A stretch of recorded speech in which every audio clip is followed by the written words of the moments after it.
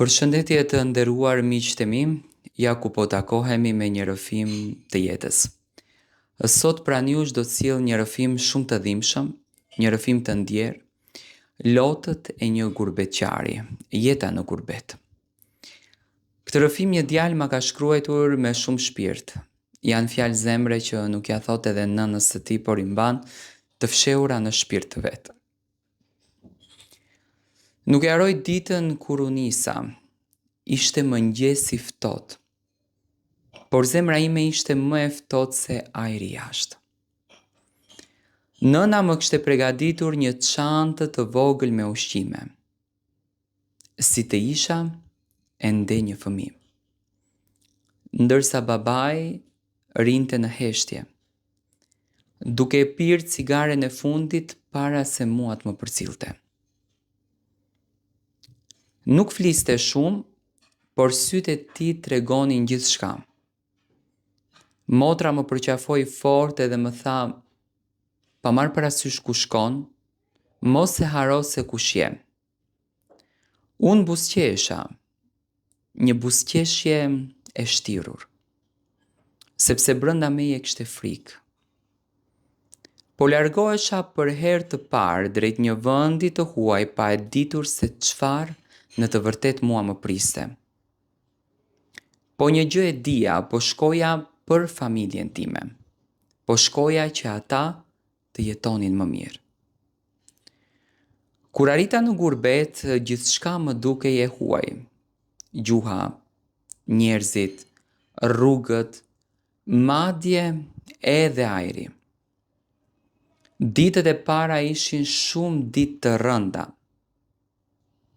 Nuk njihja askënd.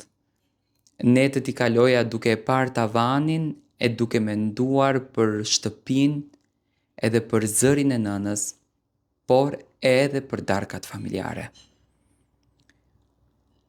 Por nuk mund që të dorëzohesha. Fillova punën shumë shpejt. Nuk ishte ajo që unë në fakt kisha imagjinuar.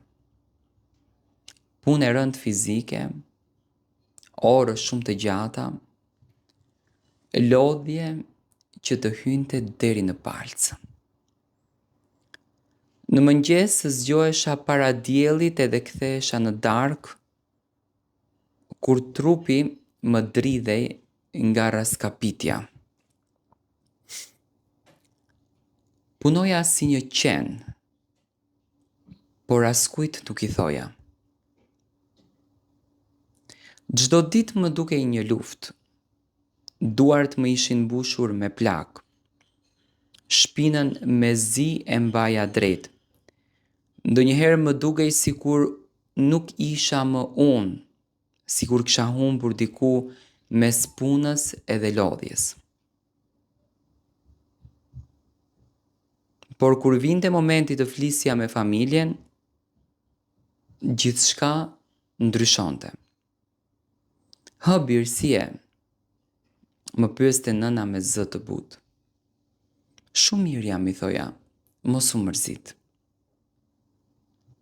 Nuk mund t'i tregoja të vërtetën, nuk mund t'i thoja që shpesh në të vërtet nuk haja si që duhet.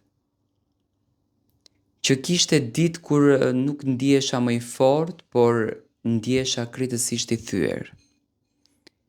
Që kishte net kur qaja në heshtje duke mbajtur jastëkun mbi fytyrë që askush të mos të më dëgjonte. Nuk doja t'i mërzisja, sepse ata besonin tek unë. Ata mendonin se unë isha mirë, se po ndërtoja një jetë më të mirë. Dhe unë nuk mund t'u aprishja realisht atë shpresë. Në telefon qeshja, bëja shaka, u tregoja histori shumë të bukura.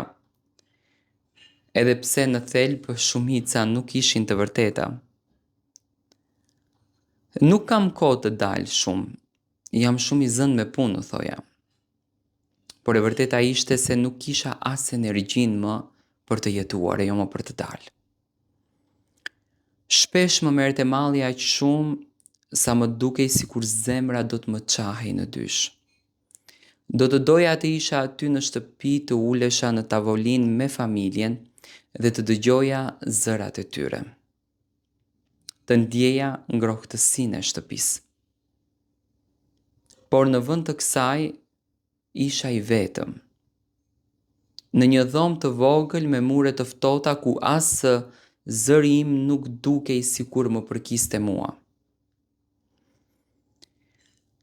Një natë pas një dite shumë të rëndë, ula në shtrate dhe nuk munda më.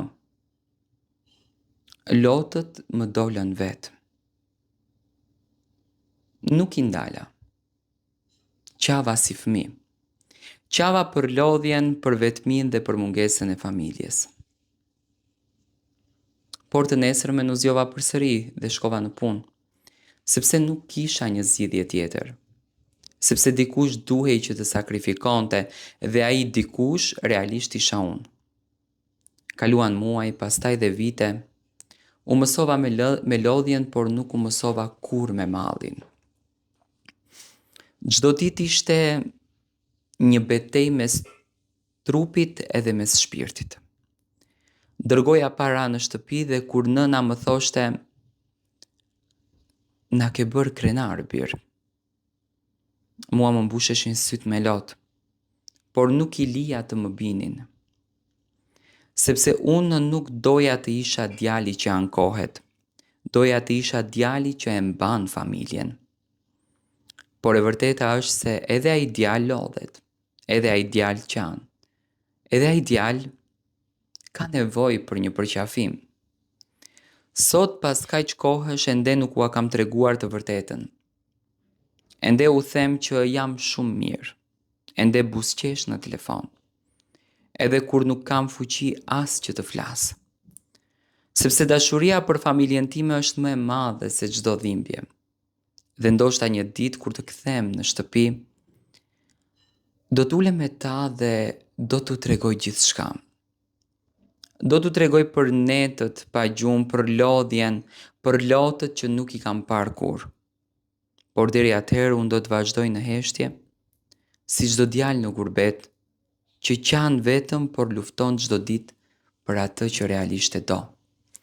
Kjo është letra e djalit i cili jeton në gurbet, që besoj që është një letër që do të prek shumë shqiptar, të cilët pikërisht jetojnë në gurbet dhe janë ndarë nga familja, nuk janë pranë familjes, në ditët më të bukura, në ditët më të rënda, në ditët më të vështira, mund të kenë gjithçka në jetë, por nuk e kanë gjën më të rëndësishme që është dashuria e familjes. Dhe unë me zemër uroj që një ditë shqiptarët të gjithë, kudo që janë, të kthehen pranë familjeve të tyre dhe të jetojnë të lumtur e të gëzuar pranë njëri tjetrit.